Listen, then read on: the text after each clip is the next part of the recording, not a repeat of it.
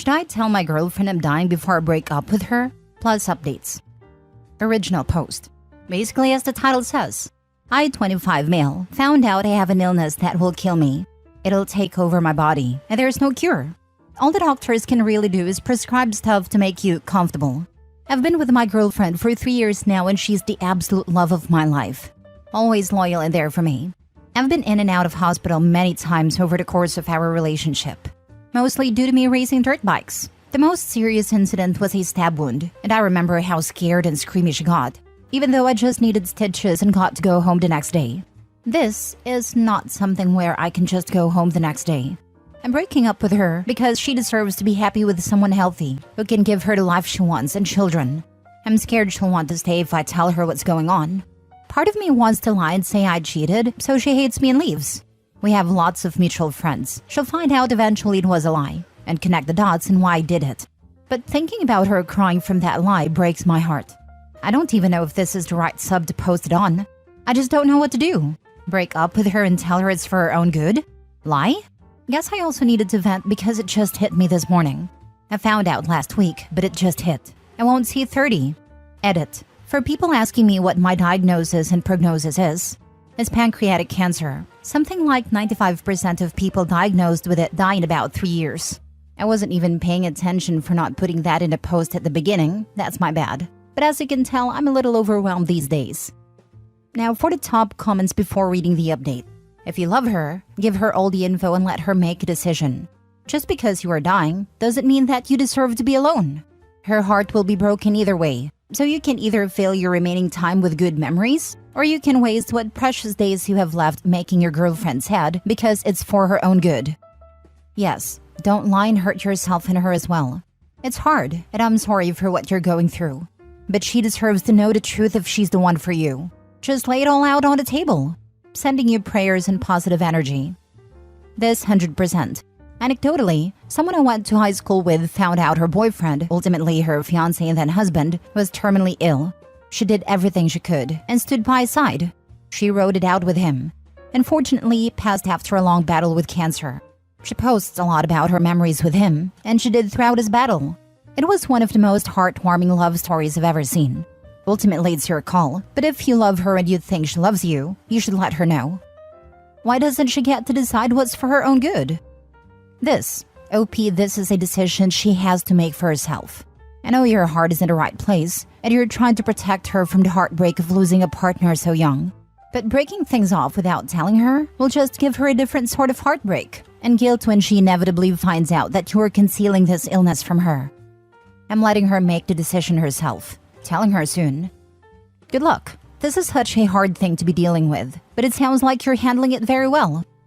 I'm trying to accept it and move forward. Hope she does too. Now for the mini update.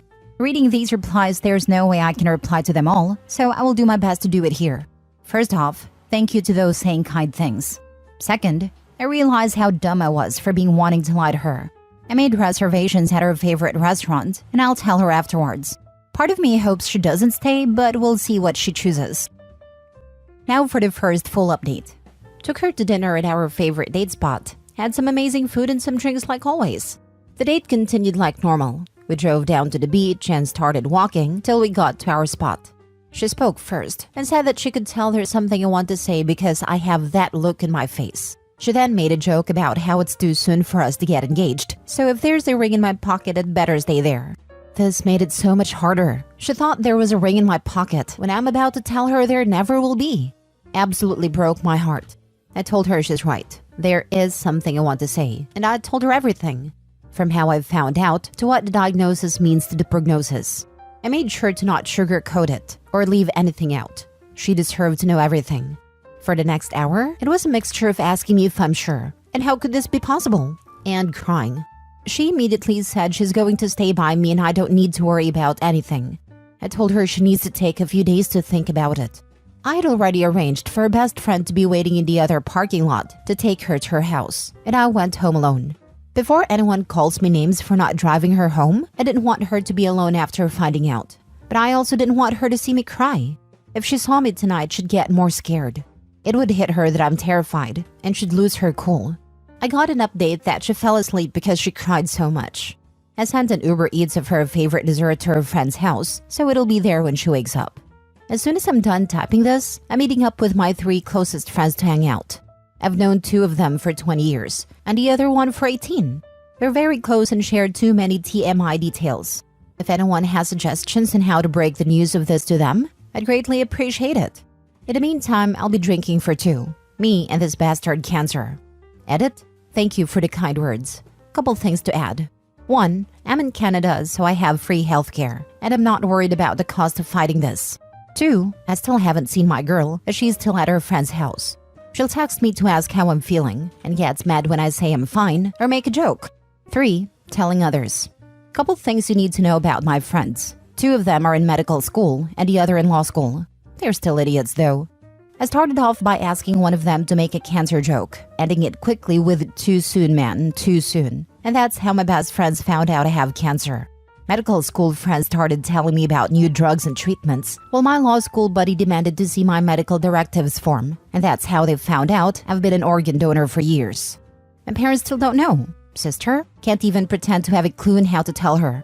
I still see her as my baby sister, so it's tough. Lol. Boss asked for a one-on-one this morning and told him my diagnosis. He said he'll help me take advantage of the company's benefits as much as I want. I told him all I really want is to show up to work like nothing's wrong, and no one find out until I pass out at work. He agreed. My daily is a 2022 R1, blue crotch rocket for you non-motorcycle folks.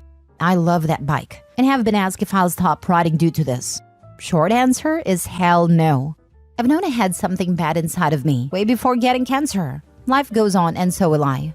I'll do my absolute best to keep you all updated if you'd like. Thanks. Mate, I saw your first post, and firstly, you rock. You don't deserve this. Secondly, I don't know if you saw my original reply, but I was in your girlfriend's position 4 years ago.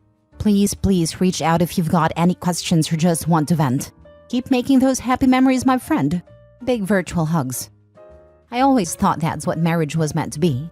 I'm dating a man 20 years older than me, and sometimes, every now and again, he talks about what happens when he won't be here. But I love him so much that I don't care. She isn't staying out of kindness. It's because she wants to be there as long as she can. It's wildly different situations, but the same meaning. Even if it was certain he'd die tomorrow, I'd be there, and he'd do the same for me. I second this. OP, I am so sorry you're going through this. Nobody deserves this. The way you handled telling your girlfriend and making sure she's looked after was incredibly thoughtful of you. You're clearly a good person. Just jumping on to say I'm also dealing with a terminal illness and I'm 26 female. I went through a long time of denying myself the chance to be happy or let myself be loved for fear of what it would do to my partner when I die. At the moment I started letting myself be loved, the hardest parts of this awful illness got so much easier to get through. I'm getting married in 2 weeks because I want our commitment to each other be registered in black and white for the world and the system to know how much we love each other, no matter how long it lasts. I'm always here if you want to chat, OP. You got this. F cancer. First, I'm really sorry you have to go through this. Truly, you're so young. Second, great decision to tell her everything. She deserved honesty from the man she loves. Allow her to be with you until the end. She won't want to leave you now. Allow her to support you and love you. Don't be alone in this. You don't have to be. Thanks. She still hasn't really talked to me. She will. You took your time processing this before telling her, and that's what she's doing now. Just processing it all. I love how you told your friends. It's hilarious. They seem like a really solid bunch. You'll get through this. There is no right or good way to tell people that you are dying. The dying part kind of prevents that. It sucks. I'm sorry you're in that position. You just have to make the best of it. Try not to push people away to protect them, because you can't. The only way you could have protected anyone is to not have any relationships in the first place, and that ship has sailed. One of the worst parts of losing someone is the regrets of all the opportunities missed. The best thing you can do for your loved ones is to let them be there as much as they want and can. Otherwise, they might have to live with the guilt and the regrets of not doing enough or being there. Now for the second update. Sorry for being MIA, it's been kind of crazy. My girlfriend made a decision to not stay. She said she doesn't think she can handle it and doesn't want me to have to take care of her when it should be the other way around. I said I understand and will always love her. Paraphrasing here, but that's the gist of it. Then yesterday she called me and said she's thought about it and wants to stay. She brought up all the other crap we've gotten over and how we always end up stronger. She wants to talk about getting married and kids while I still can. When I ask what made her change her mind, she said she'll tell me after I answer, no matter what I answer. This made me uncomfortable because she changed her mind. I told her I need time to think, but once again I'm back to you lovely people to ask. What the heck do I do? Am I overthinking this? While I'm here, I'll tell y'all what happened with the others. Family. Told them while I was at my parents' for dinner. I brought my scans and test results and just explained it using facts, not feelings.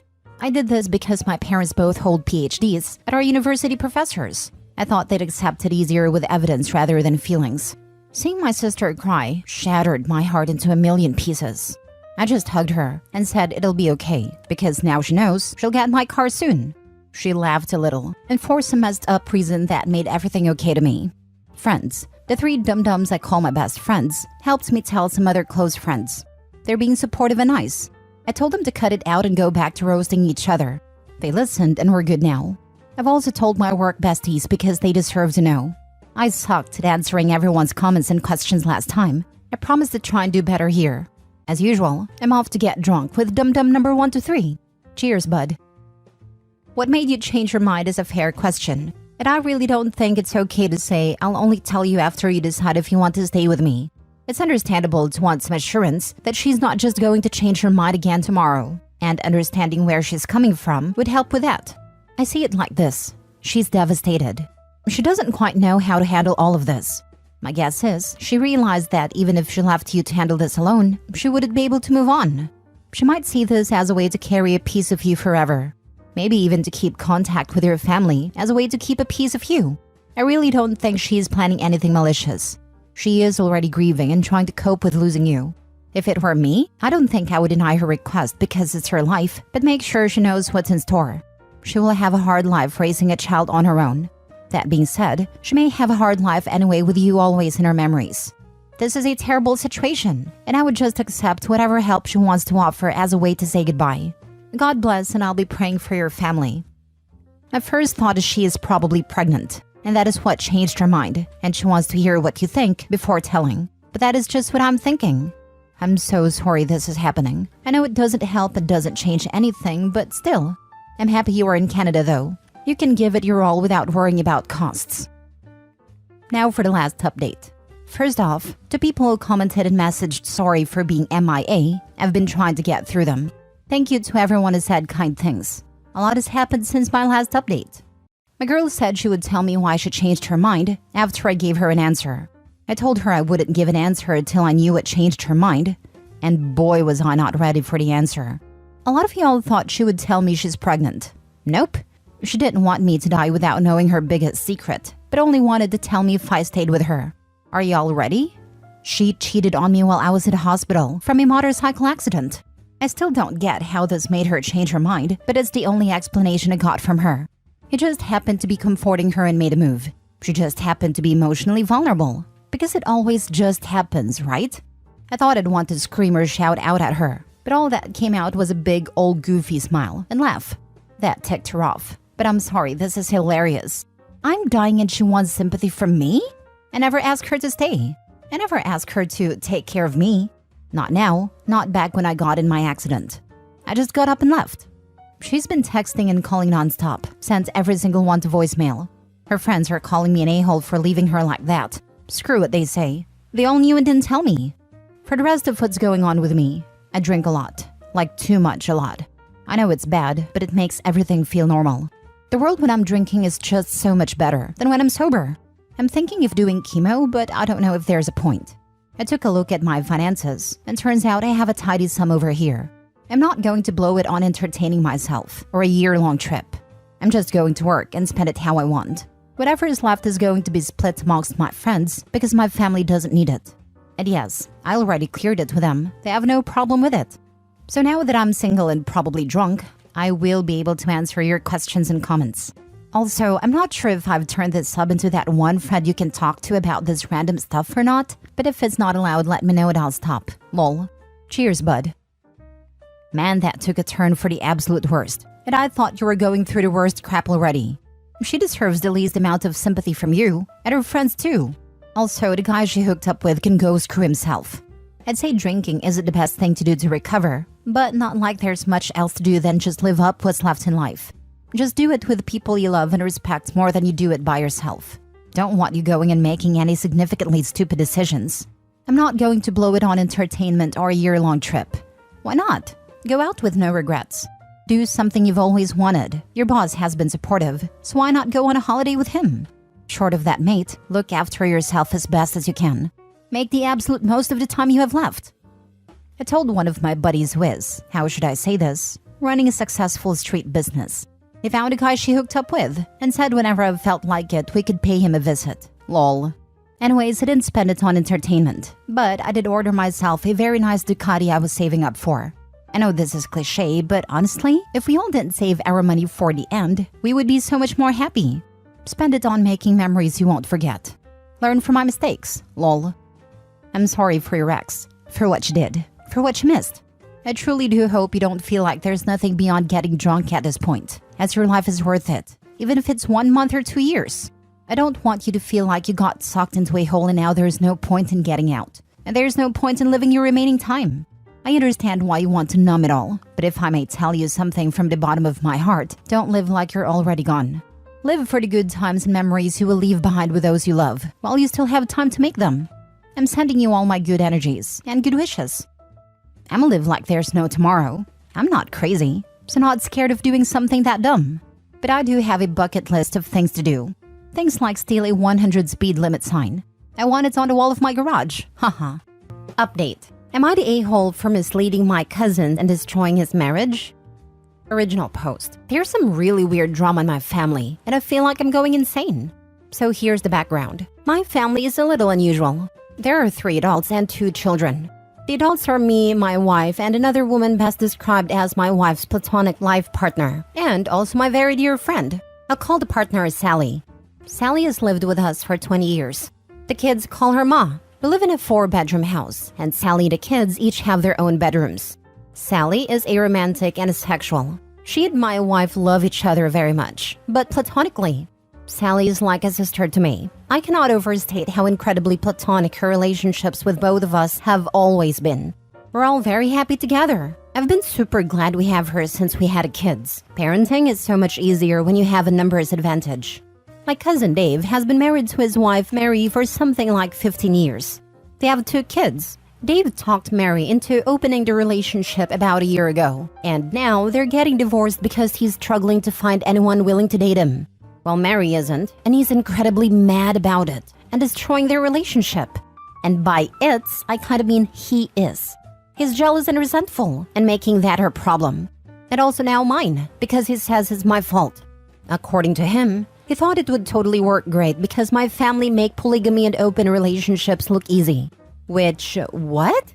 Setting aside that Sally's relationships with both my wife and me are platonic, there's no open relationship in our household. Sally and I each get a weekly date night with my wife. I take the kids on her night, she takes them on mine. I did say parenting is easier with a numbers advantage. I think my wife and I have significantly more quality time together than we would if it was just the 2 of us. When the kids can't sleep, they go to Sally. So my wife and I are never disturbed after we go to bed. Sometimes Sally and I go to games together, and my wife takes the kids then, because she's not into sports ball. No one in our house is dating anyone from outside it. These are committed relationships that are, to all intents and purposes, exclusive. None of us has ever mentioned seeing anyone else. Even if we were, which again we're not, I don't see how that would make me responsible for him treating Mary terribly because he's jealous. Somehow, he was apparently convinced that he and his beer gut would get all the girls, but no man would be interested in a charming, kind woman who keeps herself in reasonable shape and bakes the best cupcakes you will ever taste. I'd have dismissed this out of hand, but my aunt, his mother, and like 6 other family members agreed that I'm the a-hole and have been insisting that I should apologize to my idiot cousin and help him talk Mary into closing the relationship and staying with him. I like Mary. We've been friends for 20 years and she's a good person. Also friends with my wife and Sally, and a wonderful aunt to my kids. Given the choice between her and Dave, I'd keep Mary in the family along with her kids. Someone in my family's insane here. Is it me or them? Who's the a-hole? Now for the top comments before reading the update. Not the a-hole, and your cousin Dave learned a hard lesson many men have learned. They grossly underestimated how attractive their partner will be and grossly overestimate how attractive they will be when they beg to open a marriage. I've read many stories on here that ends like Dave's. She goes along to keep the marriage lively and finds she's quite a prize for others, while bored boy gets left behind in the dust. Makes me laugh out loud every time. You had zero to do with Dave thinking he was going to get laid left and right and getting a rude surprise instead. He made that mess of a bed and he can lay in it. Everyone in the family pointing fingers at you is out of line. Tell them to STF you and back off, or they'll never see/hear from any of you again. Keep in touch with Mary though. She sounds lovely. None of these dudes seem to stop to consider that they're living proof of their wives' low standards and will not be difficult to replace. Tell the flying monkeys to go screw themselves with a cactus. Point out that they are morons. Block them, no contact. Move on. Maybe have a barbecue and invite Mary, not the a-hole. It would shock no one if Opie were to mention that Dave has always been the apple of his mother's eye. It would explain why Dave believes the sun shines out of his behind, and why he thought women would be lining up to ride him. It would also explain why it cannot be Dave who's screwed up, and why there must be a scapegoat, Opie. I wonder if in addition, Dave's mom was also a golden child of Opie's parental black sheep? I'm the black sheep child of the black sheep, and my parents' golden child sibling and their children will often wonder how come I have these things? Own a home, in a stable committed relationship with a loving partner, own my car, have fun outdoor toys and trips, when their kids don't. I think for a while, my parents' sibling even thought their kids deserved some of my parents' estate when they passed. Now for the update. TLDR, my cousin Dave persuaded his wife Mary to open their relationship. Now he's mad she's dating and he isn't. He was blaming me because he claims my extremely close relationship situation made open relationships look easy, just because there's a third adult in my family. A bunch of other people were hassling me to take the blame. So far so stupid, right? Turns out that, unbeknownst to me, Dave's sister Tina reads the sub a lot. And she saw my post and immediately figured out that it was me, posting about her brother, and she won't tell me if she was one of the commenters or not. But for those of you who called that Dave was the golden child, Tina says you were right on the money. She called me this morning, and she seemed to find that really validating. And I have literally never heard her sound so happy. She's usually pretty depressed, so thanks. Everyone who decided to read into their family dynamics, you did her a solid. That was about 8 a.m. I had to get off the phone to head to work. And then at about 10, I got a text from my wife that just said, "Come home now." I got another one just as I was starting the car that said, "The kids are fine," which I really appreciate, because that at least let me change gears from panic to concern. At some point, we might discuss that. It would be good to include that in the first text. Anyway, not the point. I got home as fast as I safely could. I pulled up on the verge and tried to go in the front door, but the handle's broken. Mary's car was parked in the driveway. I had to go in through the garage. There inside was my wife, Mary, and Mary's eldest Jack, male 12. Mary was banging around the kitchen and Jack was crying on my wife. As I understand it, what happened was, just before she called me, Tina texted her brother a link to the post and made some kind of comment about it. I don't know what exactly she said, but Dave went to a rage. Like the kind of thought he grew out of when we were teenagers, breaking stuff and screaming. I thought the last time he did it was the time he hit my little brother and I beat the crap out of him. I'm not saying it was right, but we were kids. I'm also not saying I'm sorry, to be honest. And then he hit Mary. She's got a bruise coming up on her face. I'm shaking writing this. I feel like it's my fault. I can't remember if we told her that he used to be like that. We honestly thought he'd grown out of it. Mary managed to get the kids in the car and drove straight to our place because she knew there'd be someone home. Sally's a stay-at-home mother, and my wife works from home some days, and there's just generally someone home. Dave followed and tried to force his way in. Apparently, my expensive security door was worth the money because he managed to damage the handle but the door stayed closed. Seems he gave up and ran when my wife yelled that I was on my way home. Jack burst into tears while he and I were moving furniture, so we talked and hugged for a bit, and I was having a lie down in my bed because he was kinda wrung out. We're waiting for a locksmith as well to fix the door. After that, we're going to take him and Mary to the police station to make a report and give statements and whatever's involved in all that.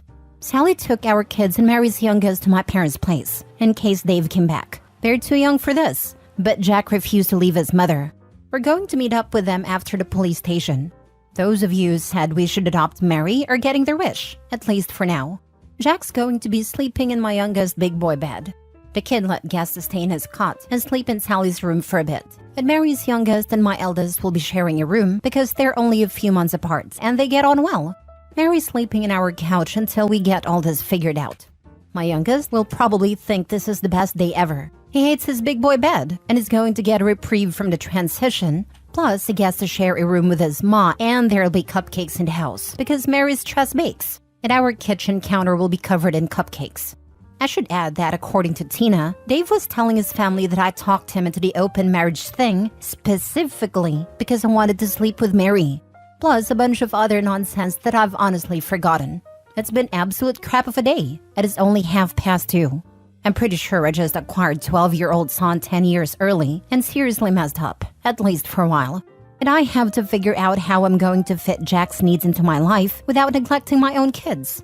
I can't even tell if I'm exaggerating. Jack's a wreck. And maybe those "please be my dad now" vibes are temporary, but maybe they're not. You know. Thanks everyone for all of your input. Don't be mad at Tina. I don't think there's any way she could have predicted Dave would lose his mind. I'm not saying it was right. Well, I sure as heck am. Sounds like he needs a repeat performance. Word. I think you need a bigger house so that Mary can stay and maybe bring home a Sally of her own. Heck, even a brick could have more feeling for her than her soon-to-be ex-husband. You aren't responsible. Dave was going to snap sooner or later. Your post moved the timeline up, and while Mary's bruised, she's alive. If something else had triggered him, it could have been worse. Next story. Am I the a-hole for saying I won't ask for help from my in-laws ever again? My husband, 30 male, and I, 27 female, have been married for a little over a year now, but have been together for over 3. He's an only child, which has brought up a couple of issues along the way, but nothing we haven't been able to resolve.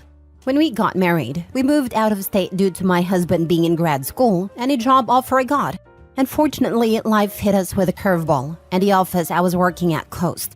My husband was close to being done with grad school, and we decided to move back home. My in-laws volunteered to help us with the move back, driving the truck, packing, all of it.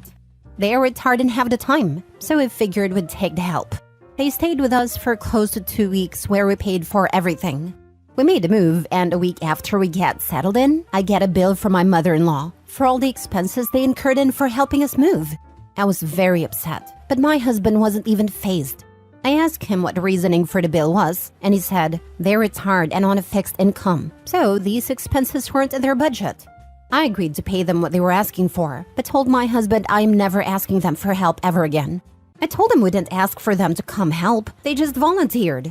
Yet they're charging me for their gas, hotel for the drive back, and some meals? He says I'm overreacting. Am I the a-hole? Now for the comments. Not the a-hole. I wouldn't ever ask them for help again either. I hope that they at least helped enough that it wasn't a waste of your hard-earned money. If you have children or pets that they watch for you, will you get a care bill from them? Like, where does this end? They also should have said ahead of time what they expected their costs to be. Or, since it sounds like your husband expected this, he should have given you a heads up at least. Seriously, this is bizarre behavior. OP should definitely send them an itemized bill for 2 weeks of lodging and all expenses she incurred. Who cares that they're retired? She's unemployed, which seems to be a much worse situation. The balls in some people. Of course not the a-hole. Or if you go over for dinner at their house, will they give you bill at the end? Do you have to tip? Not the a-hole. Hire professionals if you're going to pay people. Not the a-hole. You were also in a situation where you needed to be mindful of your budget. If it had been discussed ahead of time, you could have simply said, "Thanks very much, but we can't afford to cover these expenses. We'll be taking care of moving on our own," or budgeted for their expenses. Even worse, that her other post from a few months ago is that her husband wouldn't get a job and wasn't interested in taking finances seriously. Not the a-hole OP, but you need to have a bigger conversation with your husband and his financial expectations. He should be responsible for paying his parents, not you. Not the a-hole. As someone that unfortunately had in-laws like this once before, please understand that this is exactly how they will continue to behave for the rest of the relationship together. It will not end here, and this isn't the only situation they will find a way to tally expenses and bill you for. Think very carefully about this, and if you want this for the rest of your life, a serious talk needs to be had about it. And I really don't see how your husband doesn't think this is absolutely absurd. It's something you should come together with on him as well. I'm now divorced from that situation, but holy crap, it was an absolute nightmare. Last story. Am I the a-hole for not letting my sister use my address to send her kids to school here? My sister Jane is a single mother to her autistic son James. James was having a hard time at his school. His school district is severely underfunded, and they just do not care. The schools where I live are pretty nice, and my neighbors, who have kids, said they have a lot of great programs for kids like him. Since I had extra room, I decided to offer to let Jane and James move in with me so he could go to school here. Since he started, he's been doing really great here. The teachers and aides are much more engaged than at his old school. They've really been helping him work through some of his behaviors as well. My other sister Leah is being weird about it though. Besides the better teacher and aides, the school James goes to has a lot of other activities, resources, and in general is just a lot nicer. Leah and her family lived in the same town that Jane and James used to live, so her kids go to the underfunded school. Now, she wants to send her kids to school here too. However, they're not taking any out-of-town students. So Leah wants to use my address so she can send her kids to school here. From what I have seen online, it looks like it can be considered fraud to do that. It's a fairly tight-knit community. People would definitely figure out what we were doing and that they didn't actually live here, so I don't want to take the risk. Besides, Leah's kids aren't having trouble in school. Their school may not be the best, but they're doing okay. Still, Leah thinks it's unfair I won't help her kids get out of the crappy school by using my address, when I have let Jane and James move in just so we can go to school here. It's wonderful that you've opened your home to support your sister Jane and her son James in providing a better educational environment. Your decision to help them was a thoughtful and caring gesture, and it's making a positive impact on James' life. Regarding your sister Leah's situation, it's important to remember that each family's circumstances are unique. It's not unreasonable for you to prioritize your family's well-being and follow the rules of the school district. Jane and James were in a particularly challenging situation, and you made a choice that was important to their immediate needs. While Leah's desire to provide a better education for her kids is understandable, using your address in this manner may lead to legal or ethical concerns, as you've pointed out. You're well within your rights to make this decision, and it's essential for Leah to respect her choice, just as you've supported Jane and James in their time of need. Ultimately, you've shown kindness and support within your means, and it's okay to set boundaries to ensure the well-being of all involved. Not the a-hole. There are ways to enrich children's educational development that don't involve fraud. Your sister needs to look into that. I think it's great of you to provide your nephew with special needs resources he really needed. Not the a-hole. If Leah got busted, her kids would be out, and the school district would definitely check on Jane and her son. It is considered fraud, and you and Leah would be liable. My town is vicious going after families that use fake methods to get their children enrolled. I would not let her use my address. Where I live, families who lie about their address are fined equivalent to tuition. Sucks that not everywhere has solid schools, but committing fraud isn't a way to fix this issue. Am I the a-hole for blindsiding my landlord with a 1-month notice after they blindsided me with a 3-month notice? I know you probably read that and thought, huh? How can you be blindsided with a 3-month notice? Allow me to explain. Me and my wife were renting and had agreed to a month-to-month lease. For those of you who don't know what that is, it's a lease that may be altered or terminated by either party as long as proper notice is given to change or end the lease. Our contract stated that 30 days notice was required from both parties. We got along with the landlords great and lived there for about 1.5 years. We never made a late payment. We would often have dinner together, and there was a mutual like for one another. After some time, they began telling us that even though it's a month-to-month lease, they wanted to continue this arrangement long-term. They gave us the whole, "We love having you here, and we want this to be a long-term thing." We felt reassured by that, and stopped being so on edge all the time. We stopped worrying about them kicking us to the curb. We figured we could stay there for years, and we were happy about that. That is what they filled our heads up with, that we are secure. We were finally at peace. Then, one day, my landlord comes up to us and explains that, unfortunately, we will need to leave in 3 months because the space we were occupying was going to be converted for a family member that was going to move in. We felt a little betrayed and lied to. However, we understood that is what we agreed to, and we should have never relied on their word to begin with. He kept telling us, I gave you all 3 months notice instead of 1 because we really respect and appreciate you guys. I'm doing y'all a favor. That shows we really care. Half of me agrees, but the other half was like, you're still a prick. That same night, me and my wife began apartment hunting. Luck was on our side because we found a better apartment with more space at around the same price as our current apartment. We put in the application and got accepted 1 week later. We signed all the paperwork and were given a move-in date. The time came to tell our landlords. We told them we had found a new place and wanted to activate our 30 days notice. We thanked them for everything, the same stuff they fed us. We let them know that after being told we had to leave in 3 months, it was in our best interest to find a new apartment sooner, and so we did. We didn't want to wait too long to start looking and end up homeless after the 3 months. They went off on me and my wife, telling us we can't do that and that they would take us to court. They were yelling personal insults to us and the police were called. Am I crazy for not believing that we did something wrong? Now for the top comments. Our contract stated that 30 days notice was required from both parties. This is all we needed to know, and the only real thing that matters here. You're abiding by the contract that both you and your landlord signed. You're not the a-hole. Opie wouldn't be the a-hole to abide strictly by the contract regardless. But it also doesn't sound like they sat on notice maliciously. They found a place to move and let them know. Landlord wants the extra months of rent. Too bad. Totally agree. Opie was weirdly hung up on the 3 months notice thing. Like that actually was very kind of the landlord, because it puts them in the exact position they ended up in, missing out on 2 months rent.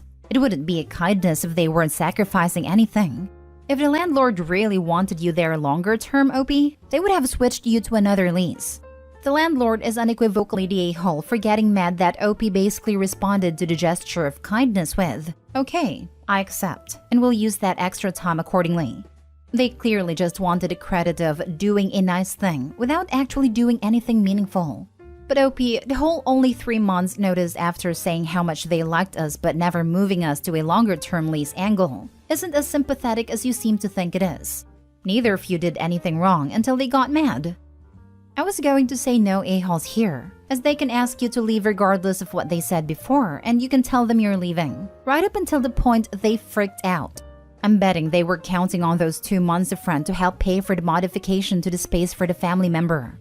Not the a-hole and take photos of everything before you leave. If they freak out now, they could freak out about damage and keep your security deposit. OP, buy a newspaper that morning and put that front of the newspaper in the pictures. It's a way of date stamping them so they can't claim the pictures were from the move-in date. And take pictures of everything. They're definitely gonna treat that security deposit as a bonus month's rent. Next story. Am I the a-hole for telling the new neighbors that they got what they paid for, including being shunned by the neighborhood? Where I live, real estate developers have started snatching up family homes, bulldozing them, and building enormous $2 million houses on the plots of land. The houses also stick out horribly in terms of aesthetics. Think single-level brick homes with a 3-level gigantic white and black box in the middle. My home's been in my family for several generations. We have always been known for having a large, beautiful garden. We invited over kids to help with gardening. We gave away so many veggies, would hold parties, etc. It's been a neighborhood treasure for years.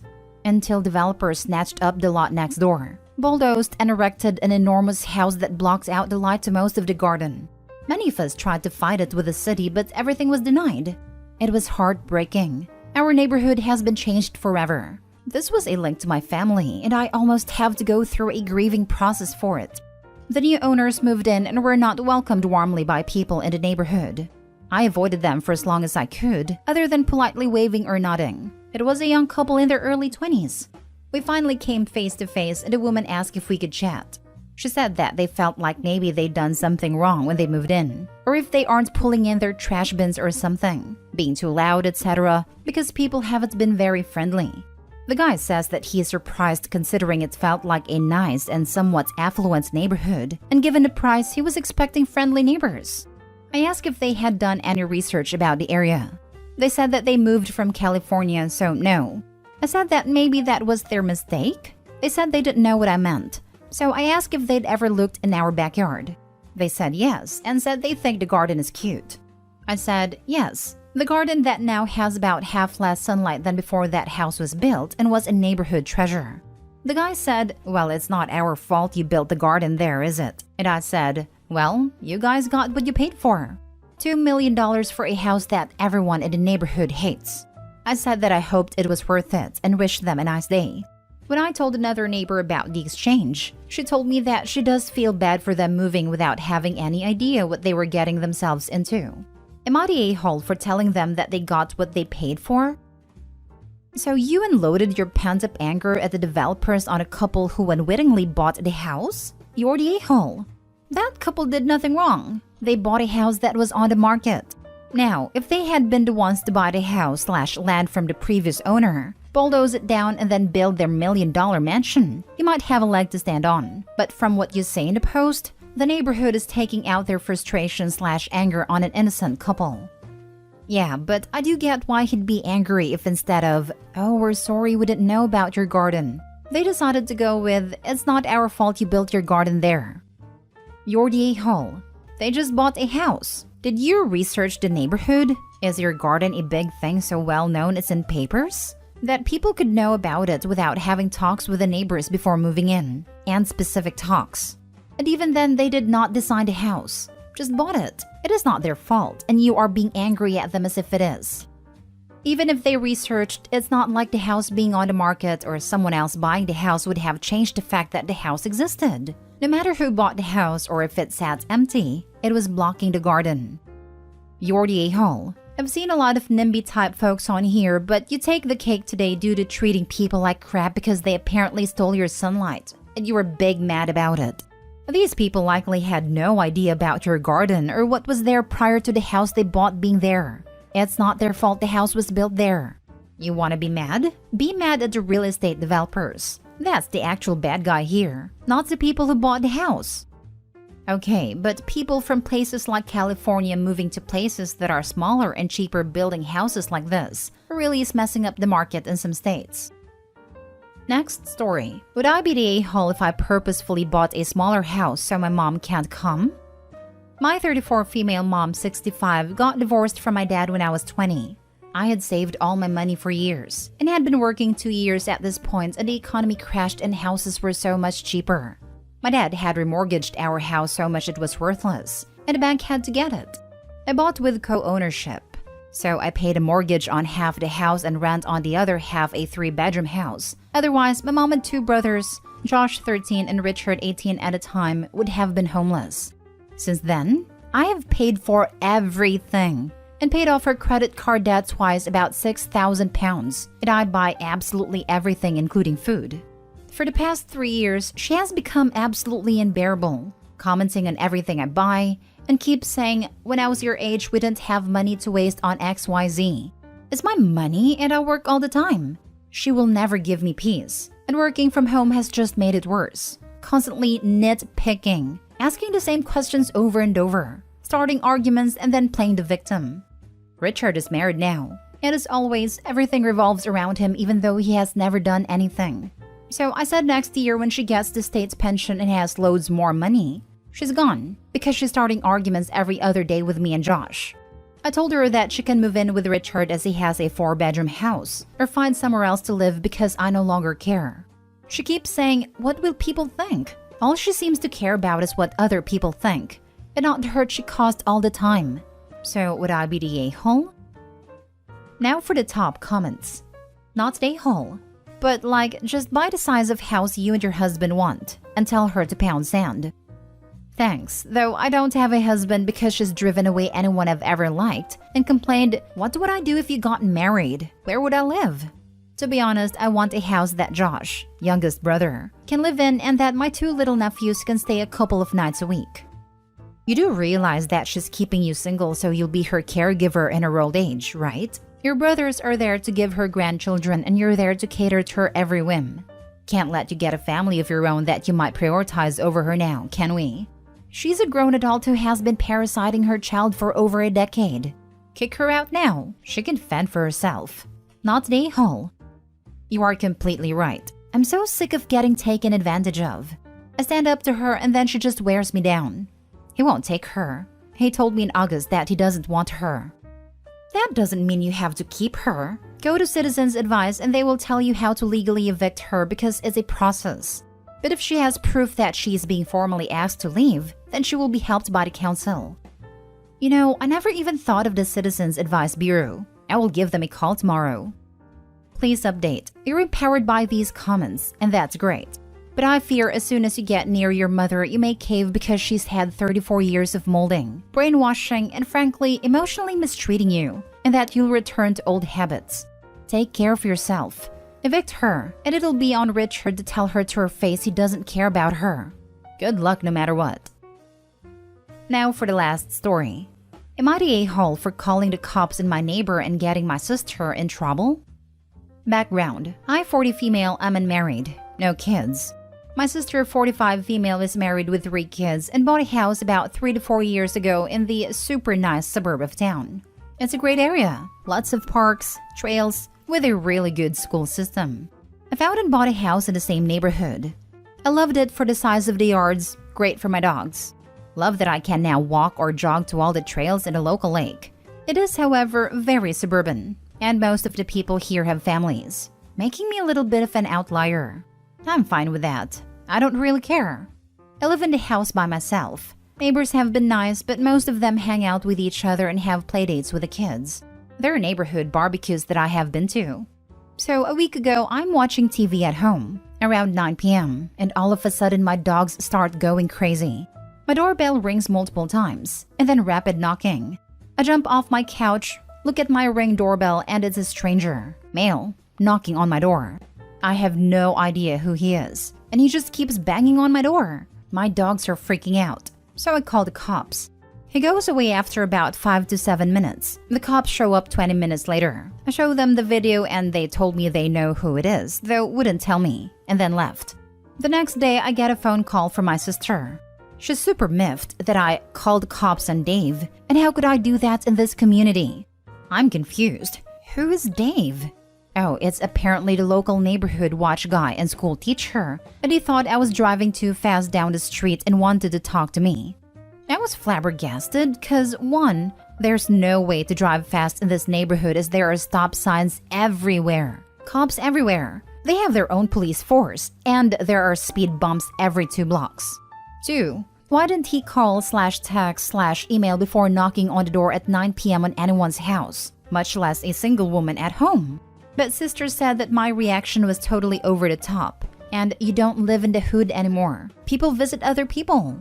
I stand by my right to be safe and not get harassed by the neighbor. But sister is angry because there was no danger whatsoever. And apparently, this was the discussion at the recent PTA meeting. And since I wasn't there, because why would I go to a PTA meeting? She was charged with defending me and now she looks bad by association. She also brought up that I walk my dogs without a bra on all the time. And that's just not good. WTF? She wants me to reach out to Dave and apologize and say that I am absolutely sorry for calling the cops and driving fast. She told me that I needed to play nice with the neighbors unless I wanted to be moving in a year. Maybe I did overreact, but I'm just so annoyed that I don't want to do anything related to that. And maybe that makes me the a-hole. Thoughts? Not the a-hole. What Dave did was highly inappropriate, and you being discussed at a PTA meeting was also inappropriate. Is this an HOA? Actually, no, there's no HOA. This is partially why I bought here. The PTA meetings apparently have just slowly become a neighborhood meeting because everyone is their guest, per my sister. There are a few other people here that don't have kids or aren't married, but I don't know what they do or care. If you care enough, approach the school board to alert them that PTA meetings are being exploited because non-school related issues are being discussed. These people need to get a life because this is a gossip club. The school board probably doesn't care. Communities like this are all ran by the same chuds, and nothing productive ever gets done. Just one big community circle jerk. I'm sorry. The moment the cops basically went, yep, we know who this guy is. You know they aren't a huge fan of him. If they thought Dave was this awesome helpful guy, they would have gone, oh, it's Dave. He lives on Maple and does neighborhood watch. I imagine it was related to that, but we'll speak with him still. Instead it was, yeah, we know who it is. That's a, we find this guy a bother. Because Dave is a wannabe cop and is in everyone's business. I bet this isn't the first time that Dave has overstepped his boundaries. Because he is bullying the neighbors to follow his rules. Sorry, I mean the neighborhood rules.